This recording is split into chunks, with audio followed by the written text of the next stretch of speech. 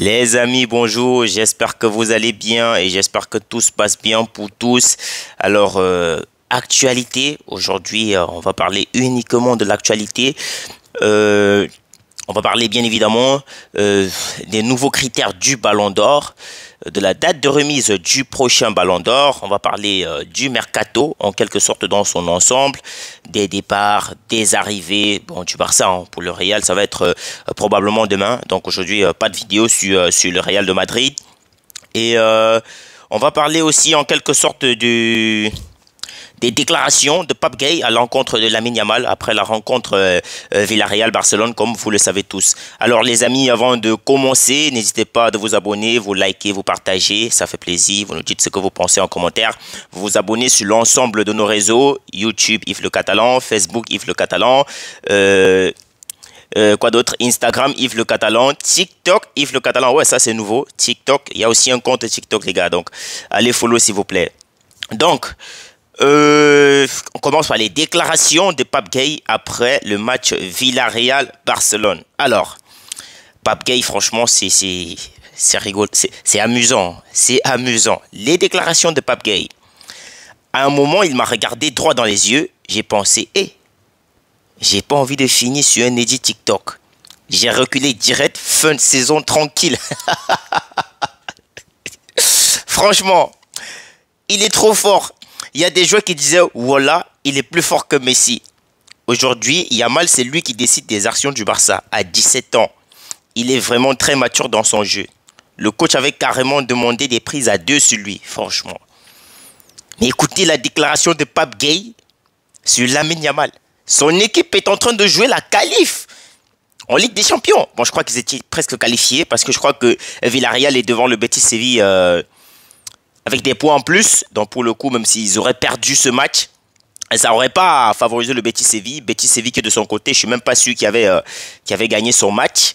Mais là, franchement, les déclarations de Pape Gueye, franchement, c'est c'est amusant en fait.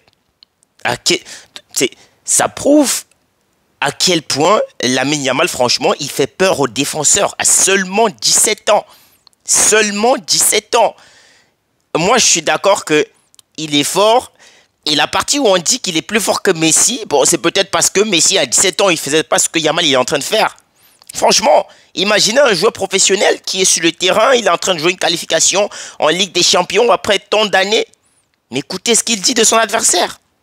Écoutez, le gars, il dit, il est trop fort. J'ai pas envie de finir sur un edit TikTok. Ouais, parce qu'il connaît. Il connaît. Les joueurs, ils ont l'habitude d'aller sur les réseaux après les rencontres et tout pour écouter ce que ça se dit, pour écouter ce qui se dit. Franchement. Et Pape Gueye, lui, il a dit non. Chill, mon gars. J'ai pas envie de finir sur un edit TikTok où j'ai reculé direct. Fin de saison tranquille. Franchement, Yamal, franchement, il doit baisser un peu le niveau. Ouais, parce que là, il va trop fort. Il va trop fort, Lamine Yamal. Franchement, c'est trop fort, c'est trop fort. Franchement, Pape Gueye, il a été impressionné par le talent de Lamine Yamal, franchement. Et dire que ses coéquipiers disaient que franchement, il est plus fort que Messi. Franchement, à son âge, on peut pas vraiment leur donner tort. On peut vraiment pas. Donc, pour le coup, Yamal, franchement, ce qu'il fait, c'est incroyable. C'est incroyable. Il est imprévisible. Et que ce soit du pied gauche, du pied droit, il t'amène, il te dribble, il t'efface. Franchement, il est pas prévisible, Yamal. Il est pas prévisible. Il a du Mahrez, du Messi, du Neymar. Franchement, tu sais pas à quel moment il doit faire ci ou il doit pas faire ça. Donc, avec lui, franchement, il faut s'attendre à tout. Donc, Pape Gueye, lui, il a dit chill, fin de saison, je reculé direct. Je vais pas finir sur un edit TikTok. Hein. Ouais, les gars, il a raison. Hein. Il a raison, les gars. Il a raison. Mais après, ça reste pas professionnel. Hein. Un footballeur, tu dois aller, même s'il t'efface, c'est pas grave. Hein. C'est ça le foot. C'est ça qui fait la beauté du foot. Donc, vous me dites ce que vous en pensez. Et l'autre information, ça concerne le Ballon d'Or.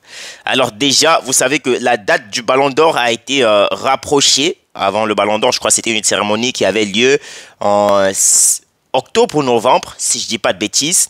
Maintenant, la date du Ballon d'Or, ça va être le 22 septembre 2025. Donc, rendez-vous à Paris. le 22 septembre 2025 pour la remise du Ballon d'Or. Les critères du Ballon d'Or, donc les nouveaux critères qui désigneront le Ballon d'Or 2025. On a les performances individuelles et le caractère décisif et impressionnant. Oh les gars, le caractère décisif et impressionnant qui a eu ce caractère au courant de la saison selon vous. On connaît tous, hein. On connaît tous. L'aspect collectif et les trophées remportés. Ah là, franchement, je crois que ça ne va pas avantager beaucoup de joueurs. Ça ne va pas avantager beaucoup de joueurs. Généralement, les joueurs du Real et tout, franchement, eux-mêmes, ils savent qu'ils ont fait une mauvaise saison. Donc, pour le coup, je ne pense pas qu'on puisse mentionner l'effectif du Real de Madrid, que ce soit pour le caractère décisif et impressionnant. Bon, c'est vrai, Mbappé, il a été décisif et impressionnant, mais franchement, collectivement, ça n'a pratiquement rien donné. Donc, pour le coup, je ne pense pas que Mbappé soit en lice pour remporter ce Ballon d'Or. Donc, on a parlé de l'aspect collectif et les trophées remportés, la classe et le fair play. Oh, là, franchement, j'en connais qui ne vont même pas figurer. La classe et le fair play. Ça, c'est très important. Hein. C'est très important. Le footballeur, ça doit être aussi et la classe et le fair play. Donc, pour le coup, pas faux. Donc, et ensuite, les critères liés à l'ensemble de la carrière n'existeront plus. Donc, voilà. Vous avez les critères du Ballon d'Or, vous avez la date de remise du Ballon d'Or. Dites-moi en commentaire ce que vous pensez. D'après vous, qui va remporter le Ballon d'Or 2025? Je vous rappelle que les candidats favoris, Yamal, Dembélé, Rafinha, peut-être Didier Donnarumma. Ça aussi, je ne sais pas vraiment sur quoi il... je sais pas. Mais après, le football, c'est collectif. Et on a eu tendance à négliger tellement les postes. Sinon, Donnarumma, quand même, ça fait une très grosse saison. Ligue des Champions, franchement, masterclass. C'est lui qui envoie quasiment le PSG en finale de Ligue des Champions avec et les clean sheets et les arrêts décisifs. Franchement, je pense que Donnarumma, dans le top 10, ça serait mérité. Même dans le top 5 ou top 7, franchement, ça serait mérité. Donc, dites-moi en commentaire celui que vous pensez qui va être Ballon d'Or.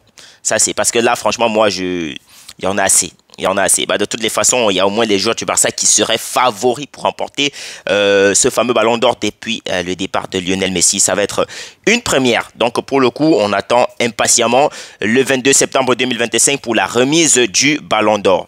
Mercato, les gars, c'est presque officiel. Ansu Fati va devoir quitter le Barça cet été. Et donc, pour le coup, Yamal va récupérer le dorsal 10 laissé par Ansu Fati. Donc, Yamal, il va donc abandonner son dorsal actuellement. Je crois qu'il porte le 19, ouais. Comme Lionel Messi, hein, c'est le même parcours. Donc, il va abandonner le dorsal 19. La saison prochaine, Yamal débutera avec le dorsal numéro 10. Franchement, ça fait plaisir. Ça fait vraiment plaisir. Et c'est amplement mérité pour ce crack. Je pense que moi aussi, je vais me l'offrir, ce maillot. Franchement, il va être impeccable. Il va être très joli dans tous les cas. Donc, en ce qui concerne les mercatos, le Barça veut signer Julián Alvarez en 2026. Donc, 2026, ça veut dire que c'est pas pour cet été. Bon, je pense que le Barça, on a besoin d'un vrai attaquant. Parce que Lewandowski, c'est fin de carrière. C'est fin de carrière. Lewandowski, il est presque finito. Donc, pour le coup, je pense que le Barça devrait s'activer pour trouver un vrai neuf.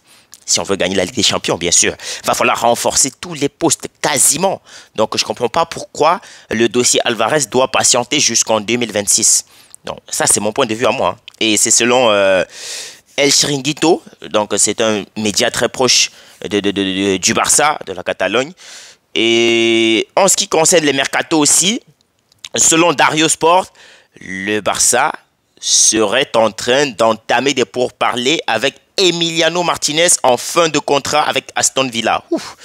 J'en connais qui vont pas être contents de cette décision. Ter Stegen, franchement, merci pour les travaux, mais au revoir. Ouais, au revoir. Franchement, on a besoin du 109. On a besoin d'un gardien qui sait s'imposer parce que Ter Stegen, c'est fini. Ouais, c'est fini. Vous allez me dire ce que vous voulez, mais moi, je vous dis, Ter Stegen, c'est fini. C'était avant. Merci pour les travaux. Mais je pense que Emiliano Martinez au Barça, franchement, ça va tellement faire du bien. Ça va tellement faire du bien. Mais pourquoi les gens pensent qu'il n'a pas le profil pour jouer au Barça? Il a toutes les qualités pour jouer au Barça.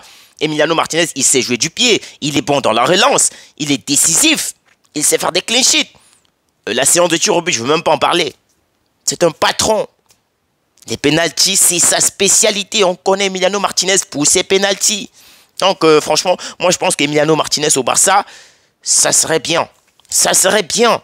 Contrairement à Ter Stegen et à Szczęsny. Ouais, par contre. Donc, Emiliano Martinez, j'espère qu'il vienne au Barça cette saison. Je l'espère vraiment. Je l'espère vraiment. Donc, et concernant les joueurs qui vont partir du Barça, Ansu Fati, ça ne fait aucun doute. Hein. Ansu Fati doit partir. Ronald Araujo, peut-être. Parce que franchement, les Barcelonais, ils en peuvent plus des erreurs d'Araujo dans les grandes rencontres. J'ai suivi que Fermin Lopez, lui aussi, serait en lice de partie. Mais je pense que ça va être une très mauvaise idée de faire partir Fermin Lopez. Très mauvaise idée. C'est un très bon joueur. C'est en tant que titulaire, il rassure. En tant que remplaçant, il rassure. Donc pour le coup, je pense que le Barça ne devrait pas se séparer de Fermin Lopez. Christensen aussi peut-être sur un départ. Ça, c'est pas encore confirmé. Je ne sais pas trop. Donc pour les arrivées, on a uniquement... Il y a même quel joueur qui va arriver au Barça? Parce que là, franchement, je ne sais même pas. Hein. Je sais même pas. Je sais qu'à un moment donné, ils nous ont dit qu'il y avait déjà les négociations avec Jonathan Tah et qu'il devait venir à Barcelone. Mais grosse surprise, quelques semaines après, on apprend que Jonathan Tah, il va signer au Bayern de Munich. Donc pour le coup, je sais même pas qui arrive encore. Hein. Et je sais même pas. Et on a besoin de remplacer en quelque sorte certains postes. Le poste d'attaquant, il faut franchement un attaquant. Le gardien aussi, il en faut. Il en faut, les amis. Donc, c'était tout pour l'actualité d'aujourd'hui. Dites-moi ce que vous pensez en commentaire sur le Ballon d'Or, qui va être Ballon d'Or d'après vous, sur le fait que Yamal soit le numéro 10 de l'équipe de Barcelone et peut-être aussi le numéro 10 de l'équipe d'Espagne. Donc ça, faut pas oublier. Et que pensez-vous de la signature de Julián Álvarez? D'après vous, ça doit être cet été ou l'été prochain? Dites-moi ce que vous en pensez en commentaire. N'hésitez pas de vous abonner, vous likez, vous partagez, vous nous dites ce que vous pensez en commentaire, les amis. Allez, à bientôt.